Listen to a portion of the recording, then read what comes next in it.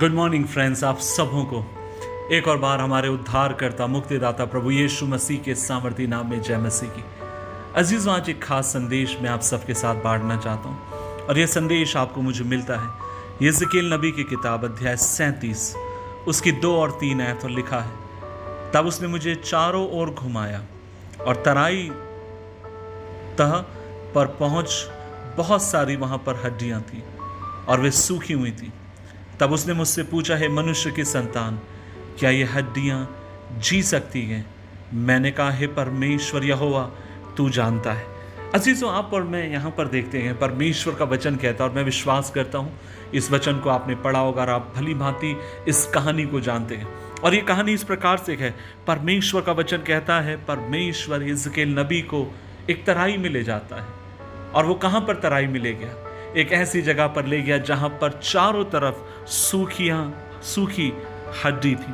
वहां पर कोई भी जीवन ना था। वहां पर कुछ भी, अगर सामान्य नजरों से देखा जाए तो यिजकेल को कुछ भी समझ में नहीं आ रहा होगा।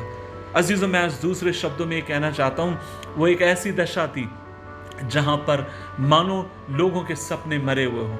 एक ऐसी दशा थी जहां पर मानो सब कुछ इस तरीके से चितर बितर हुआ हो, पता नहीं कोई भी वहां से कोई भी उम्मीद कभी किसी व्यक्ति को समझ में नहीं आएगी। लेकिन ऐसी जगह पर परमेश्वर का वचन कहता है, प्रभु यिजकेल को ले जाता है और परमेश्वर उससे कहता है, क्या ये हड्डियां जीवित हो सकती है? क्या इनके भीतर जीवन आ सकता है? क्या इनके भीतर फिर से चलने और फिरने की, क्या इनमें ताकत लौट कर आ सकती है? परमेश्वर इस बात को यिजकेल से पूछ रहा था।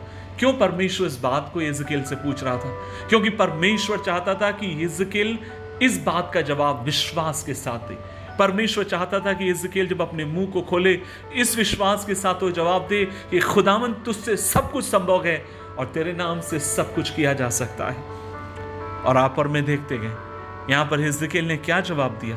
परमेश्वर का वचन कहता है, यिजकेल ने इस तरीके से जवाब दिया, परमेश्वर यहोवा तू ही जानता है। इसका मतलब है, दूसरे शब्दों में यिजकेल ये कहना चाहता है, परमेश्वर यहोवा तुझसे कोई भी काम कठिन नहीं, तू सब कुछ कर सकता है। आज इस संदेश को सुनने वाले मेरे भाई, मेरी बहन, आज मैं तुझसे कहना चाहता हूं, तू एक ऐसी दशा में अपने जीवन के पहुंच चुका होगा या पहुंच चुकी होगी जहां पर तेरे सारे सपने टूट चुके हैं, जहां पर तेरा विश्वास पूरी तरीके से खत्म हो चुका है, जहां पर तुझे इस तरीके से प्रतीत होता है मानो जैसे सब कुछ खत्म होने पर है।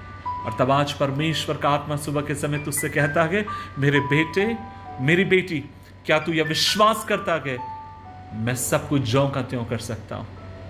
आज मैं आपसे पूछना चाहता हूं, क्या आपके पास ये विश्वास है? प्रभु उन सूखी हड्डियों में जीवन दे सकता है। प्रभु उस मरे हुए सपने को जिला सकता है। प्रभु उस टूटे हुए परिवार को उठा सकता है।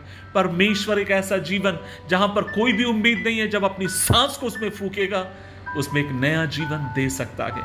यदि आप ये विश्वास करते गए तो आज सुबह के समय परमेश्वर आपसे कहता है, यदि तू विश्वास करे, मेरे पीछे चले, तू अद्भुत कामों को देखेगा, तू बड़े बड़े कामों को देखेगा और मैं तेरे लिए सब कुछ करने वाला तेरा परमेश्वर हूं। आज सुबह के समय में आपसे कहना चाहता हूं, आइए क्यों ना मिलकर हम परमेश्वर की हुजूरी में जाएं और हम मिलकर प्रभु से कहें, प्रभु मैं तेरे वचन पे विश्वास करता हूं। परिस्थिति बिखरी हुई नजर आ रही है, परिस्थिति जो मैं अपनी नग्न आंखों से देख रहा हूं, प्रभु जी मुझे कहीं भी जीवन नजर नहीं आ रहा है, लेकिन मुझे इतना मालूम है जब खुदावंद तू जीवन को फूकेगा उसके भीतर जीवन आ जाएगा। जब तू कहेगा टखनों में जान आ जाएगी। जब तू कहेगा ये सूखी हड्डियां उठकर एक बड़ी सेना में खड़ी हो जाएंगी। क्या आप ये विश्वास करते हैं? यदि आप विश्वास करते हैं तो आइए मिलकर हम खुदा से प्रार्थना करें कि वो आपको मुझे अनुग्रह दे, ताकि हर परिस्थिति में आप और मैं उस पर विश्वास रखें। आइए मिलकर प्रार्थना करें। प्रभु जी धन्यवाद देते हैं इस दिन के लिए, इस समय के लिए। और प्रभु जी आज हम हो सकता है एक ऐसी परिस्थिति में खड़े हैं जहां चारों तरफ हमें मौत, निराशाएं, हताशा में दिखाई दे रही हैं, लेकिन खुदावन आज हम तेरे नाम के ऊपर विश्वास करते हैं। आज तेरे पवित्र आत्मा के ऊपर हम विश्वास करते हैं और हम कहते हैं हमारा प्रभु अब भी चमत्कार करने के लिए विश्वास योग्य है। हम कहते हैं हमारे परमेश्वर के लिए कोई भी काम कठिन नहीं है। और जब वो हम तेरे नाम पर जब विश्वास करेंगे खुदा, हमें पता है जहां जीवन नहीं है वहां तू जीवन फूकने की और देने की ताकत रखता है। धन्यवाद कि हम एक जीवित ईश्वर पर विश्वास करते हैं। धन्यवाद कि तू कभी भी हमारी आशा को सड़ने नहीं देगा, न झुकने देगा। यीशु मसीह के नाम से मांगते हैं, आमीन, आमीन, आमीन। मेरी परमेश्वर से आज ये प्रार्थना है, आज का आपका दिन आशीष का दिन हो, आज आपका दिन जय का दिन हो, आज का आपका मेरा दिन प्रभु के चमत्कारों को पाने वाला दिन हो। प्रभु आपके संग रहें, साथ रहें। हम आपके लिए दुआएं कर रहे हैं, आप भी अपनी दुआओं में हमें बनाए रखें। खुदावन आपको आशीष दे। जय मसीह की।